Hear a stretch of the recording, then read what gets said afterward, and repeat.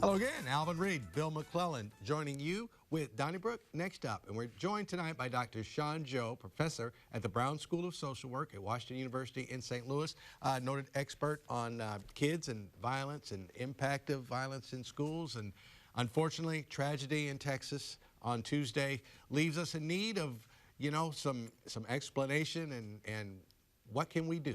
Now, I'm not putting that all on you because that's quite a plateful, but your thoughts on what happened and what now happens, should happen in the aftermath. Well, there's 2 points to this. One, of course, we are saddened for the families and the loss of life. You're talking about children who hasn't even escaped the first decade of life. So we have to be compassionate with those families and the grieving, and be concerned about their siblings and their peers who also now are going to be at risk for significant trauma now to this level of violence and death they've been exposed to. And then we're back to our conversation. What do we do to try to prevent this in the future? There's a lot for us to consider. There's a lot of enough blame and shame to go around, but that does not help the next family, the next schools, the next children if we don't really focus on what we know and begin to apply that. Well, Dr. Joe, what do we know and what should we do? Like, I have 2 grandchildren attending a grade school in Webster Groves. What specifically can we do to lessen the threat of a school shooting? Well, there's a couple of things we can definitely think about. One, we try to make sure those who are coming in and out of our buildings, we have some control and knowledge of who's coming and going, particularly when you have young children. 2, we can try to understand whether or not we have any level of screening to identify young people who are really distressed, particularly if you have a young person who might want to do others at the school harm. But the other thing, particularly with these sort of situations, we know one thing is that these are mass shootings, which means 4 or more people are killed. And we know that the instrument used for those must be able to cause harm in a very short period of time. And we know access matters, no matter what. One of the reasons we don't all have access to dynamite is because the country knows this is not something everybody should have access to. One of the reasons we make sure certain countries don't have access to nuclear weapons or mass destruction, or weapons of mass destruction, because we don't feel, again, these are countries who would not necessarily do us harm, so we try to keep access away. So I think access to firearms is one of the major things that we can do to reduce the chances of mass shootings. It wouldn't eliminate the day-to-day or the other homicides and violence that we have, but it will at least eliminate these mass killings that we see, the 10, the 15, the 17. The numbers are just overwhelming, and that's because we have firearms that allow us, an individual, to carry that out, no matter how ill or how malicious or psychopathic that person is. Mm-hmm. Well, Dr. Kelvin Adams, the superintendent of St. Louis Public Schools, was prepared to write an end-of-school letter that was going to go home with the parents on Wednesday, and it was going to thank them for the 2 years of getting through the pandemic and all the hard work, and it had been difficult. And he had to completely change the subject and discuss what happened in Texas. And I want to ask you, because this happened right at the end of the school year, people are now just leaving school, and would it have been better in a way if children and schools and whatnot could have gone back to school a few days and discussed it and kind of maybe got some of the fear alleviated, as opposed to just you have to now just think about this all summer? Well, we're thinking about a lot. We're thinking about Buffalo, what happened a week and a half true. before, and so for the younger children, many of them I don't think are really exposed to this, right? I have a 6-year-old and she's not exposed, to this, so I'm not as concerned about the younger children. For the teenagers and others, again, we want to create a space for dialogue, should they want to have this dialogue, create a space should they want, if they exhibit some level of fear or concern. I think the biggest impact is really on the adults, and the ability to kind of strike fear among adults. But for our children and what we're doing, yes, we want to create space to talk about this. Should we have children in our schools that might be thinking this way? So I think it makes sense to communicate generally. But for our younger children, I think very few of them, unless they're very close to this, are going to be exposed to the level of trauma that this particular mass killing represents. I'm gonna follow up, Bill, if you don't mind. Okay, just in the last 48 hours amongst your peers, okay, have there been discussion about maybe this time it might at least, you know, turn that pendulum just a little bit, or are you know, we're still kind of, you know, walking up a steep hill? I think we're walking up a steep hill. I think, you know, among my colleagues, we recognize that although the evidence would suggest, people say, well, one of the things, we don't want to blame mental illness alone just for this, because this doesn't mean this person was mentally ill in the way that we traditionally understand that. This person could be malicious, this person could be narcissistic, this person could be hateful, but when you match that with some level of intent and anger, again, it can lead to mass shootings in this way. But am I optimistic? I'm optimistic only because this is a democracy, and you can change leadership. And if you change leadership, or leadership that's willing to step into this space to realize that these sort of things are preventable, if you keep the means of mass injury and away from individuals who might be not only have some proclivity to engage in that, but it's generally, we got some common sense understanding that that level of military weapon or anything close to it doesn't really need to be in civilian hands. We see this in other countries, their reaction. Australia, England, when they have at least one, they change that access, and their firearm violence go down significantly, significantly. They have great access to sports, and including firearm, but they don't let it be a general access to the public, and they don't have what we have. One mass shooting every day is what we average. 4% of the global population is the US population, but 42% of mass shootings across the globe is accounted for by Americans. That's very telling. You know, I used to argue that, you know, you can only do what the national will allow you to do. And I would say that maybe we could eliminate the mass magazines. You know, there's no reason for a sportsman to have 18 rounds or 25 rounds in a magazine. But I have friends who say to me, that's such a half measure. I mean, maybe they'll only be able to kill 7 instead of 14. Do you think that the answer is to eliminate assault rifles in civilian hands? I thought that, I'm just going to say it again, I do think that's a viable option. It's the access to the means. And you think we have the national will to do that, I don't Doctor? think we have the national will to do that, but the question, do we have the moral will to do it? Do we feel compelled that, how many more children, as one person said to me today, how many more children have to lay down their lives just for a select few to have access to military-type weapons? How many more children have to lay down their lives just for an industry to make excess profit in the last, even during the pandemic, and that's the firearm industry? How many more children have to lay down their lives just to make a small change that any sportsman wants to test their skill?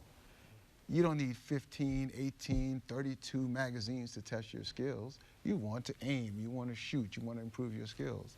My point is that we don't need this type of military weapon access on our streets. We've only seen mass killings come from it, and they have been increasing. So I don't ask myself, I just ask leadership to say, what are you going to do about this? And the idea that you will suggest that it's just one's mindset, you're not going to change or have the ability to identify someone who's really having this sort of internal turmoil and anger. That's extremely difficult, but what you can do, you don't have mass knifings, you don't have mass bludgeonings, you only have mass shootings. It's the weapon that makes the difference. You mentioned leadership. You took part in a congressional briefing, impact of weapons and violence on schools and surrounding communities. And you're there, and Congress people are listening to you. I mean, did you feel like you were, you know, getting some kind of response? And just kind of take us through what you all discussed, and when it was over, you know, I said, like, boy, I saw a lot of heads nodding, but I didn't see a lot of, you know, he's on to something there. So my particular point there was to help the congressional leadership and others understand that a significant proportion of gun violence in this country is all self-directed violence and is suicide. That accounts for most of the gun violence in the United States. So when we think about children, our young people, our uncles and our fathers, and we think about firearm violence, again, a majority of it is suicides or firearm-related suicides. So that was my key point. So I saw a lot of acknowledgement because many individuals don't understand it or know that. So, and the other forms of violence, which is much more publicized. Now again, suicides have come from most of the firearm violence in this country, and we've known this for a long time. But what is publicized, what impacts fear, is the idea of interpersonal violence, homicide, and the ones that we have. Now it's an issue, it's a significant issue. It kills, it's a leading cause of death for young black males, and we know that. But similarly, suicide, particularly gun-related suicides, is a leading cause of death for young white males, young Asian males, and young black males. So that was my main point in making sure that they understood that. We also talked about the threats or the consequences of violence, and particularly school-related violence, and discussed, again, some measures that have been taken over the years, whether it's from the days of metal detectors to the days of increased mental health care for our students and school-based mental health services. You need a combination of things to be put in place for this to be effective in terms of at least helping a troubled young person be identified and find some help, or in terms of just responding to the consequences of violence and exposure to violence. But these are some of the things we shared, and in my last 5 years or so, I'm beginning to see an increased awareness of mental health interest, and providing care and making sure school-based care or community-based care, increased access to mental health care, and to make sure that we have a workforce for this. One of the things is that we see growing need, but we haven't seen a significant increase in the workforce, whether it's social workers who are clinically trained or psychologists. We have a dearth. Try to find a psychiatrist in St. Louis for a young person. See how difficult that is.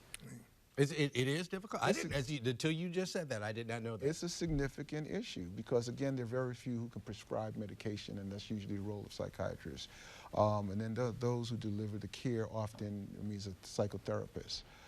It's very difficult to get a school counselor, a psychologist. Again, we're struggling to kind of fill this gap, this need, and the need is growing. You know, Doctor, in the newspaper business, we very seldom report suicides. I mean, one reason is fear of copycats, you know, especially with young people, that if this person gets in the paper because he or she committed suicide, then other children might do it. But I was completely unaware of the stat you just mentioned, that there are more deaths by suicide with firearms than murders with firearms? Correct. And that's true for, like, people under 18? Yes, that's both. Yes, it is. Okay. But overall, overall, generally. So even in Missouri. So most, again, and Missouri has this bifurcated sort of experience. So if you live in the urban areas, homicide is more prevalent. If you live in the middle of Missouri, in the rural areas, suicide is more prevalent. So when you look overall, more suicides? More suicides okay. Account for more of the firearm deaths in the United States for more than 30 years. It's suicides account for most of those deaths.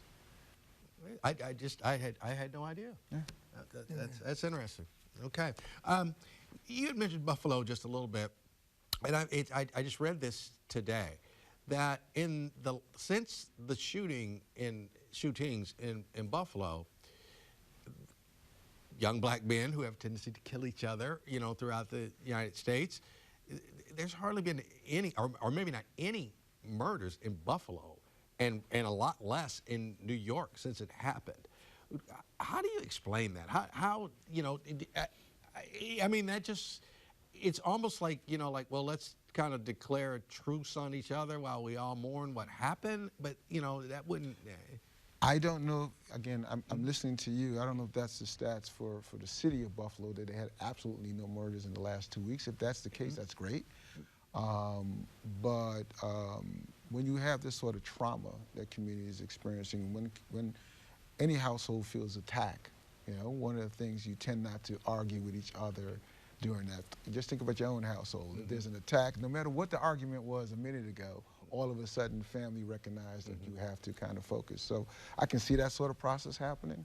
But Buffalo, Texas, I mean, you know, Florida, I mean, the list goes on and on, that we see this level of mass killings. And I think that's what we should have a natural growing concern and fear. But more important, we should really be demanding that you don't have to solve all issues, but one of the things you can do simply just to make sure we have an understanding of who have access to these type of weapons. We have a better understanding of how these weapons are kind of either lost or stolen, and the illegal trade that's implied with that in terms of getting people access to these guns. I think those things are critically important for us to think about. Again, we know that an individual who's suicidal, if they have a firearm, then 95% chance they're going to die. If they have any other means, 5% chance they're going to die. The means matter. People I know are just so frustrated right now. I mean, this shooting in Texas, the shooting in Buffalo, and what can a person do? Like, for instance, I live in Corey Bush's district, so I know that Corey Bush supports gun control laws. But if you live in Ann Wagner's district, the chances of getting Congressman Wagner to come for gun control are very slim. And in Missouri, Eric Greitens, who's apparently leading in the polls now, is on TV shooting and blasting away. What can a person do? I mean, is there anything that can move this whole thing forward? You know, I just think the leadership has a critical role that we entrusted them to have, but it's really the voters. The voters have to decide. The voters have to decide enough is enough. First, they have to have an understanding of what it is. If you tell them it's just mental illness and you don't really understand that, again, just because an individual might be distressed doesn't mean they're going to pick up a firearm and shoot anyone. That's not what happens with mental illness. These are select few individuals who have very specific hate, hurt, narcissism that want to engage in this sort of behavior. But again, they're only able to have mass impact if they have a firearm that can cause mass harm. So I think is where people have to vote and decide for themselves. I mean, my opinion right now, Sandy Hook, is just how many more children just have to die before we make a small decision that you're not eliminating anyone's access to use firearms or bear arms. You're just eliminating the number of individuals who have this sort of rifle, this military sort of rifle, and access to it, particularly in a general public setting. I just think that's something that we can agree that we don't need. And if you really need it, you can go get trained on it, and you can find a special place to use that. But it shouldn't be one of those things you can just walk and buy, like this 18-year-old just walked in there days before, bought the firearm, had intent, now I have a means. Without that, he couldn't carry out mass killings like that. He could have hurt someone, but not kill, you're talking about 6, 10-year-olds, you know? Well, I just want to touch on you a little bit because I was not aware of your work until we started, researching you for the show. Are you originally from St. Louis, or how did you get to St. Louis? And kind of tell us your story. Sure. I'm originally from New York, from Brooklyn, New York, and you kind of have an accent. But I do, but I was all right, kind of. But it's really not there. You know, I spent many years in Champaign and then Michigan. Oh, all right. So it's been a long time. But I came to St. Louis really focused on one thing, and I wanted to join a network of organizations who wanted to see what we can do over a 20-year period to increase the economic mobility of this entire population of black males, 12 to 29. Just doing the analysis, St. Louis only has about 60,000 black males, 60,000 in that age group. And that's the critical age group who you have to change the outcomes for. So I came here with a group who said, well, if we change the outcomes for that population, you change this whole city. You change impact crime, social disorder, attraction of talent to the region and companies. So I'm here now committing to this long-term vision. We've been at it for 7.5 years. Really focusing. The project is called Homegrown because any problem St. Louis has is because St. Louis created it. So any problem, any solution St. Louis is going to come up with, it's got to be homegrown. Former U of I student there, okay? And then you grew said up in Chicago. Grew up in Chicago. Then you said, you said Champaign and Michigan. My stops, my first 2 newspapers were Danville, Illinois, which is right up the road from Champaign. Then I went to Lansing. So where were you at in Michigan? I was at the University of Michigan for about 10 years. Okay, all right. He was at the big school. All right, right. Not the people's you. Yeah. Well, Dr. Torrey, it doesn't seem like our efforts in St. Louis have come to much fruition. I mean, there's still a huge problem of violence in the city, and we've tried this Cure Violence program that came out of Chicago, making me skeptical of it. And you've been working on this for 7 years. Have you seen any progress? Well, I have. Again, I'm very optimistic about St. Louis and its future. Just a number of initiatives that came out, because again, I have a good understanding of this. You know, growing up in New York, seeing the East Coast, seeing the responses. These things didn't happen overnight, so we shouldn't expect any cure to be impactful overnight.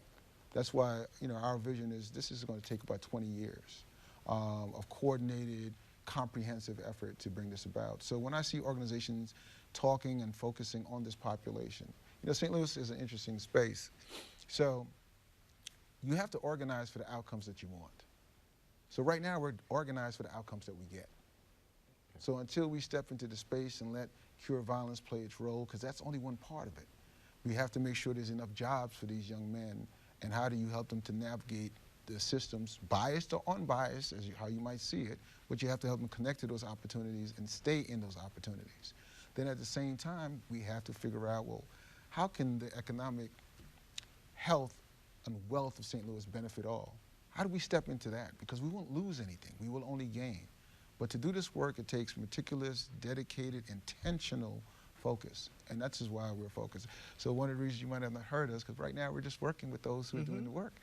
And our goal is to set up enough infrastructure so we can be organized to find these young males, help them to acknowledge that they have elite potential. It might not be on full display right now, but they have something to contribute. Now, how do we help them to do that? The region can only benefit if they are economically better off. So we're trying to make data-driven decision-making. We're trying to make sure we be intentional about our infrastructure. We have good access to what works and a national network of scholars who can help us understand whether it's housing, whether it's food, whether it's jobs, how you keep them in school, how do you make sure they stay employed, whether or not, what's the right level of wages that people need in order to take care of themselves and families. This is a conversation I think St. Louis is about to have, and there have been many who've been dealing with this equity issue.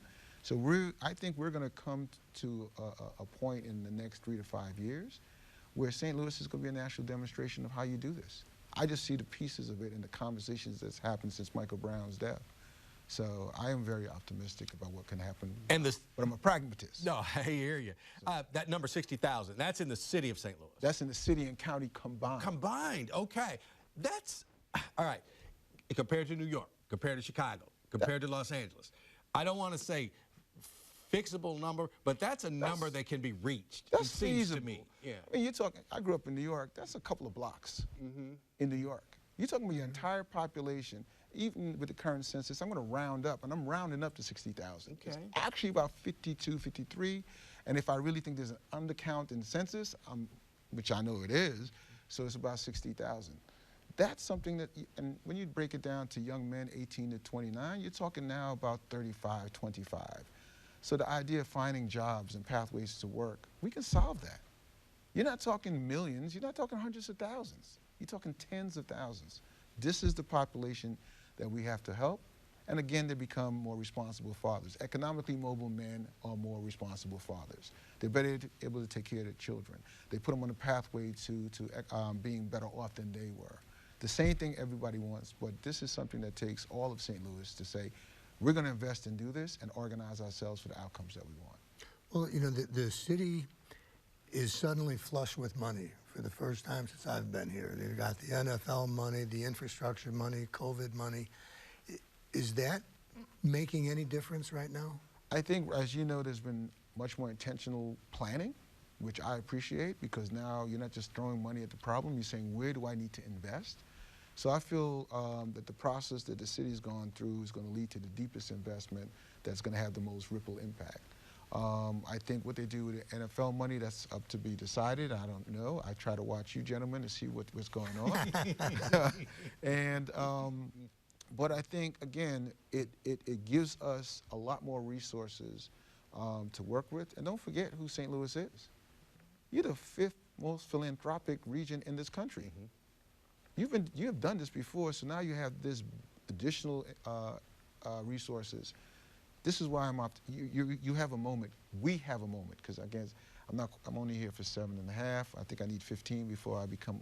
Is it 15 or 20 before I become legitimate? I'd say 7. Am I there yet? That's enough. I went to college, moved away, and when I was 18, I didn't come back until I was about to turn 36. So I said, like, I got to get back to St. Louis. They're going to take my membership card away. And before we go out, if there's one thing now, okay, with this money or whatever, would it be, hey, let's get everybody in preschool, or let's do this? And we got 1 minute left, so I know you could probably spend an hour on any one category, but if you had to just start somewhere, what would you say?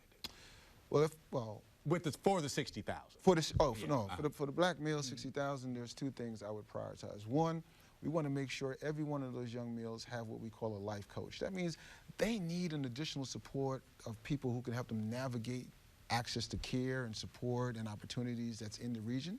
And then work with them for long periods of time, from either if they're 12 until they're 29. That's 17 years.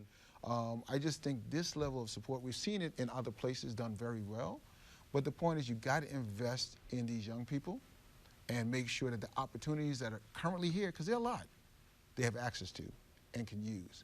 The other thing you got to make sure is that we have to do some level of focus on increasing the level of young black men who are engaging or have the opportunities for home ownership. Again, something that has cascading impact. I think if we do those two things, we'll be better off. Okay, we got to run. Thank you, Dr. Sean Joe, Professor, Brown School of Social Work at Washington University. Thank you so much. I learned a lot tonight. I hope the viewers did too. We will see you next week on Donnybrook, and Donnybrook next up. Have a great evening.